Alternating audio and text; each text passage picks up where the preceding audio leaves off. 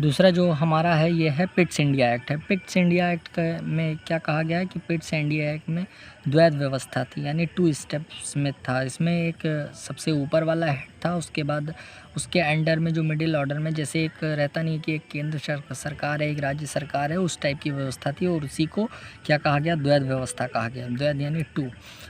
इसके बाद Pitt's India act में एक्ट ऑफ सेटलमेंट जो कि 1784 सन याद रखिएगा, 1784, दिस इज़ वेरी इंपॉर्टेंट।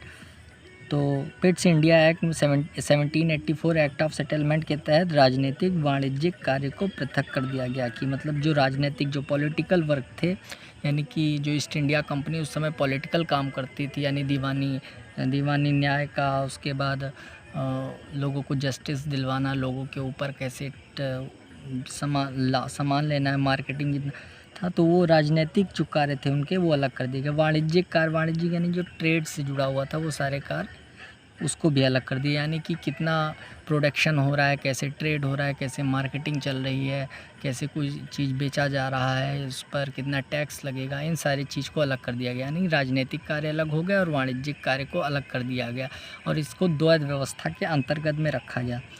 और जो भारत का क्षेत्र था उसको ब्रिटिश भारत आधिपत्य क्षेत्र घोषित कर दिया गया, यानी कि इसे ब्रिटिश भारत आधिपत्य क्षेत्र घोषित कर दिया गया। एक्ट ऑफ सेटलमेंट के तहत एक निदेशक मंडल का गठन किया गया। निदेशक मंडल ने क्या किया कि व्यापारिक जो कार्य था, राजनीतिक कार्य जो था, उसको तो अलग कर ही दिया गया था, साथ में नियंत्रण बोर्ड का भी गठन किया गया। नियंत्रण बोर्ड का कार्य यही था कि जो कि द्वैध व्यवस्था के अंतर्गत एक्ट ऑफ सेटलमेंट के द्वारा गठन किया गया और इसमें ये था कि नियंत्रण बोर्ड जो था वो इन सारे चीज़ के कार्य को देखता था। प्रशासन को पूर्ण नियंत्रण मिल गया, मतलब जो प्रशासन था, जो ईस्ट इंडिया कंपनी थी, उसको पूरा नियंत्रण मिल गया कि वो कोई भी कार्य करना चाहे वो कर सकती है। यानी कि जो हमारा पहले का रॉलेट एक्ट था वो अब किसमें आ गया, पिट्स इंडिया एक्ट में थोड़ा संशोधन करके लाया गया। और इसमें एक चीज़ और आता है, नागरिक सैन्य राजस्व मामले में अधीक्षण मिला।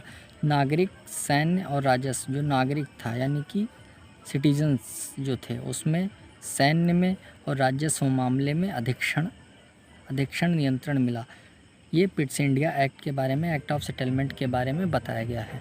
फिर से एक बार देख लीजिए, पिट्स इंडिया एक्ट में क्या है, द्वैध व्यवस्था चालू हो गई, राजनीतिक वाणिज्यिक कार्य को पृथक कर दिया गया, ब्रिटिश भारत आधिपत्य क्षेत्र जो था वो घोषित कर दिया गया, निदेशक मंडल, व्यापारिक, राजनीतिक नियंत्रण बोर्ड, इन सारे चीज़ों का गठन किया गया, अलग किया गया। 1784 में आया है, प्रशासन को पूर्ण नियंत्रण मिल गया, नागरिक सैन्य राजस्व मामले में अधीक्षण मिला और नियंत्रण मिला।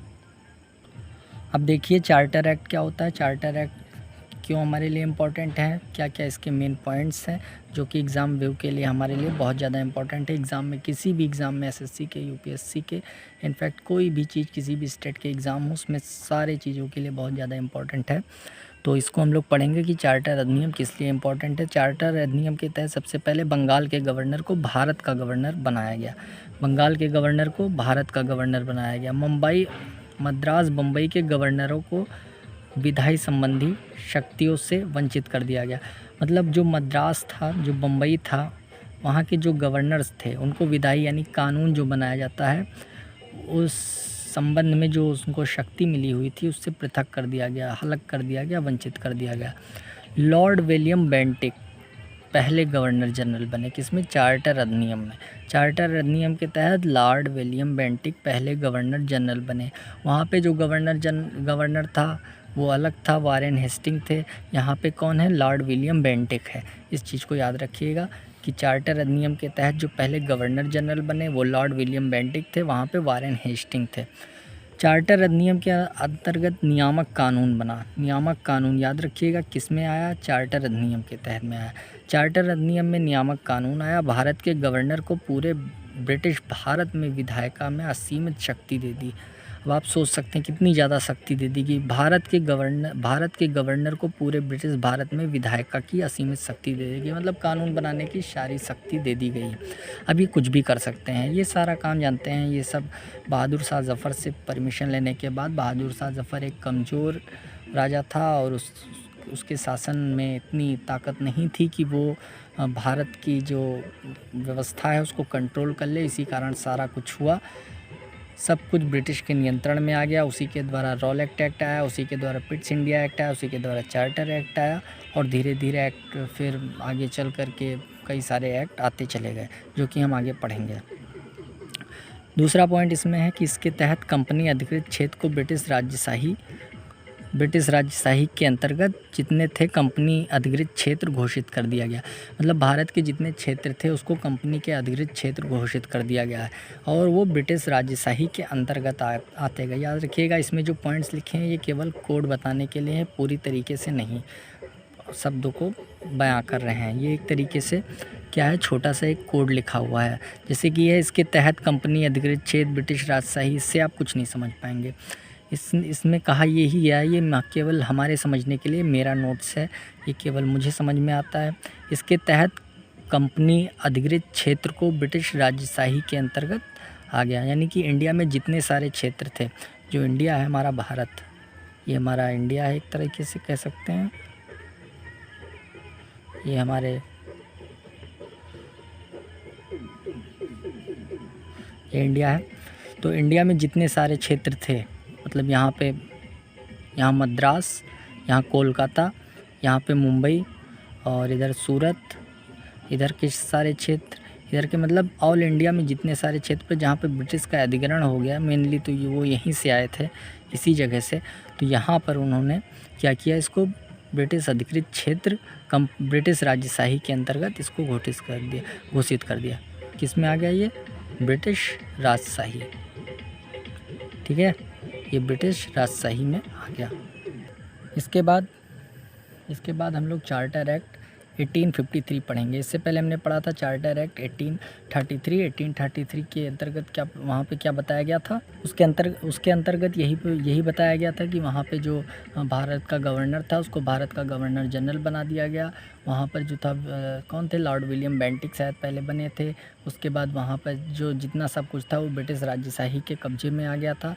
धीरे धीरे संपूर्ण भारत में ब्रिटिश का नियंत्रण बन गया था। उसके बाद अब हम लोग पढ़ेंगे चार्टर एक्ट 1853। इसकी प्रमुख बात क्या है और इसमें क्या विशेष बताया गया, एग्जाम पॉइंट ऑफ व्यू से क्यों इम्पोर्टेंट है, आज हम इस बारे में डिस्कस करेंगे। विधायी अलग, प्रशासनिक अलग। इसमें विधायी सेवा देखिए, जो हमारा पिट्स इंडिया एक्ट था वहाँ पे क्या था, वाणिज्यिक कार्य अलग कर दिया गया था। वाणिज्यिक यानी ट्रेड का कार्य, और वहाँ पे विधायी संबंधी यानी जो कानून बना था वो अलग कर दिया गया था मद्रास वाले इसमें। और यहाँ पर क्या है कि विधायी अलग कर दिया गया, प्रशासनिक कार्य अलग, यानी कानून जो बनाना है उसको अलग कर दिया गया और प्रशासन को कैसे मतलब नियंत्रण करना है, मतलब कितने स्टेप्स की गवर्नमेंट रहेगी, 2 टायर्स गवर्नमेंट रहेगा, 1 टायर गवर्नमेंट रहेगा, इन सारी चीज़ को द्वैध व्यवस्था रहेगी कि सिंगल व्यवस्था रहेगी, इन सारी चीज़ को प्रासंगिक काल कहते हैं, इसको अलग कर दिया गया। लेकिन जो कानून है ये प्रशासन के अंदर ही आ जाएगा। तो प्रशासनिक मतलब विधायी कार्य को, पहले क्या था कि केवल विधायी कार्य थे, एक तरीके से विधायी कार्य ही चीफ था। लेकिन अब उससे भी ऊपर जो है वो क्या, कौन सा कार्य आ गया, वो प्रशासनिक कार्य आ गया। तो प्रशासनिक कार्य जो है उसको सबसे पहले विधायी कार्य से अलग कर दिया गया। मतलब आप कानून तो बनाइए, एक साइड से आप कानून बनाइए, लेकिन जो हमारा प्रशासन चल रहा है प्रशासन कानून से बढ़ कर के है। ये इसलिए किया गया ताकि जितने सारे लोग थे जो ब्रिटिश में मतलब करप्ट लोग थे, वो उन लोगों के लिए मतलब एक नियम टाइप का लाया गया कि वो कानून बनाए, लेकिन उनसे भी ऊपर जो क्वीन हैं वो रहेंगी और कंपनी का शासन ही सर्वोच्च माना जाएगा। गवर्नर जनरल हेतु विधान परिषद का गठन किया गया। गवर्नर जनरल जो थे उनके लिए विधान परिषद का गठन किया गया। यहाँ पे आप एक चीज़ देख सकते हैं, जैसे आपको प्रशासनिक और विधायी शक्तियों का अनुमान यहीं से लग गया होगा कि विधायी शक्तियाँ कैसे अलग होंगे। गवर्नर आज के इसमें देखिए स्टेट में क्या होता है कि विधान परिषद का गठन किया जाता है, लेकिन उससे ऊपर केंद्र सरकार रहती है। केंद्र सरकार में क्या होता है, लोकसभा राज्यसभा होती है। तो एक तरीके से जो प्रशासनिक कार्य है वो ऊपर का कार्य है, उसमें केंद्र सरकार आ जाएगी, उस पर राष्ट्रपति आ जाएंगे, उसमें लोकसभा राज्यसभा आ जाएगी। लेकिन जो गवर्नर जनरल है वो विधान परिषद में, वो एक तरीके से स्टेट में आ जाएगा। स्टेट में जो हमारे होते नहीं है कि विधायकगण जो रहते हैं विधान परिषद में रहते हैं, तो वो गवर्नर जनरल हेतु उस टाइम पर क्या हुआ कि गवर्नर जनरल हेतु विधान परिषद का गठन किया गया। वो उस टाइम लेजिस्लेटिव असेंबली थी एक तरीके से, तो उसका गठन किया गया इस स्टेट के लिए, एक तरीके से छोटे स्तर के लिए। और इसको छोटी संसद भी कहा गया, जो मैं बता रहा हूँ वही चीज़। एक तरीके से ये छोटी संसद थी, बड़ी संसद बड़ी थी लेकिन यह छोटी संसद थी। चार्टर एक्ट यह भी कहता है कि अधिनियम का कोई अंतिम समय नहीं निश्चित हुआ।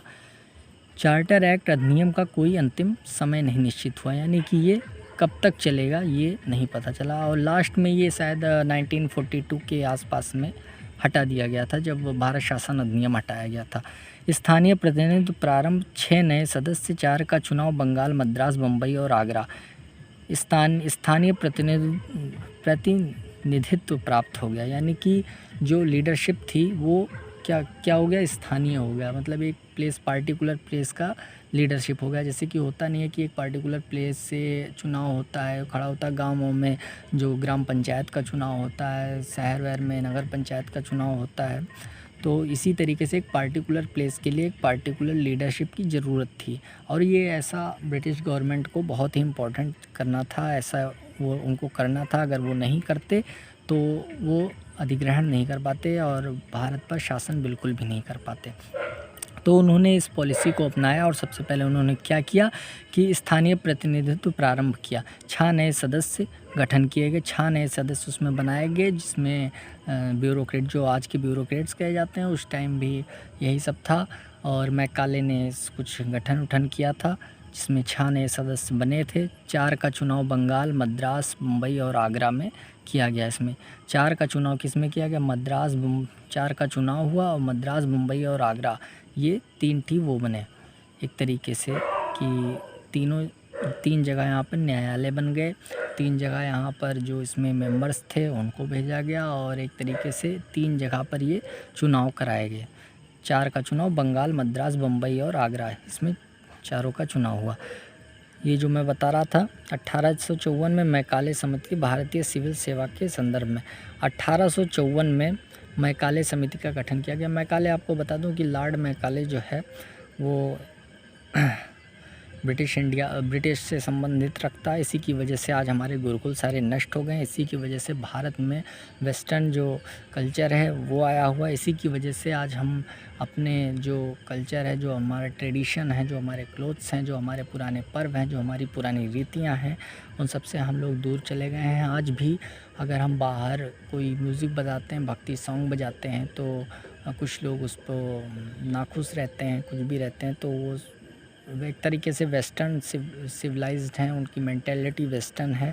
तो ये सारा काम मैकाले ने किया। मैकाले का एक लेटर है, मैकाले ने अपने पिता को खत लिखा। उसने लिखा कि मैंने पूरा भारत का भ्रमण किया है, मैंने देखा है कि यहाँ के लोग अपने गुरुकुलों में सबसे ज़्यादा विश्वास रखते हैं, वहाँ से पढ़ते हैं, और उनका जो उनका कल्चर है वो बहुत स्ट्रॉन्ग है। तो अगर हम लोग को भारत पे शासन करना है तो सबसे पहले हमको उनका कल्चर ख़त्म करना पड़ेगा। यही भारत में राज्य करने की उनकी नीति थी। मैकाले सबसे ऊंचा जो दिमाग था, ये इसमें मैकाले का ही दिमाग था। मैकाले ने कहा कि अगर हम लोग को भारत पे शासन करना है तो सबसे पहले इनके गुरुकुलों को नष्ट करना पड़ेगा। इसके बाद कोलकाता, मुंबई, मद्रास आदि जगहों पर कॉन्वेंट स्कूल का इस्टेब्लिशमेंट किया गया, जिसमें क्रिश्चियन कॉन्वेंट स्कूल बने। और उस कॉन्वेंट स्कूल में उसने लिखा कि इस स्कूल में जाने वाला जो विद्यार्थी रहेगा वो केवल शकल और सूरत से इंडियन रहेगा, लेकिन जब वो निकलेगा तो वो पूरी तरीके से ब्रिटिश हो जाएगा। उसका जो मेंटालिटी रहेगी वो पूरी तरीके से ब्रिटिश हो जाएगा।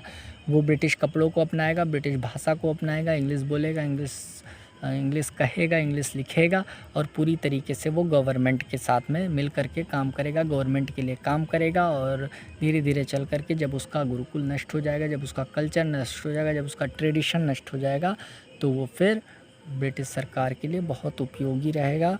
और मैकाले की यही नीति आगे बहुत सफल हुई। मैकाले की नीति की वजह से ही जो अंग्रेज़ी सरकार थी वो 200 साल हमारे देश पर शासन किया, 200 साल तक हमारी परंपराओं की धज्जियाँ उड़ाई, और आज तक यही होता चला आया है। अब तो शिक्षा व्यवस्था बदल गई है, कुछ हद तक सही हो रहा है, लेकिन आज भी इसमें सुधार करने की ज़रूरत है। लोगों को इसके प्रति जागरूक होना चाहिए कि कैसे हम अपने संस्कृति को पूरा स्थापित करें, किस तरीके से हम अपने संस्कृति को, अपने कल्चर को, कैसे हम भारत में अपने कल्चर को फिर से स्टेबलाइज करें।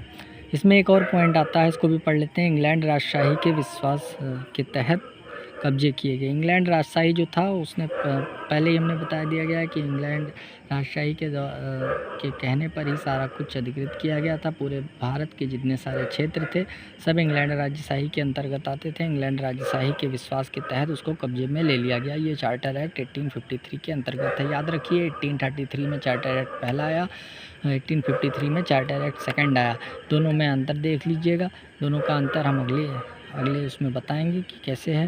तब तक आप इस वीडियो को ध्यान से देखिए और हाँ सब्सक्राइब जरूर कर दीजिए। चार्टर एक्ट के इतने सारे पॉइंट लिखा है, ये आपके एग्ज़ाम व्यू से बहुत ज़्यादा इंपॉर्टेंट है। एम लक्ष्मीकांत का से भी लिया गया है और इसमें कई सारे NCERT की भी हेल्प ली गई है। धीरे धीरे चल के इस वीडियो को और अच्छा बनाने की कोशिश करेंगे। आपको आगे फिर हम वीडियो देंगे।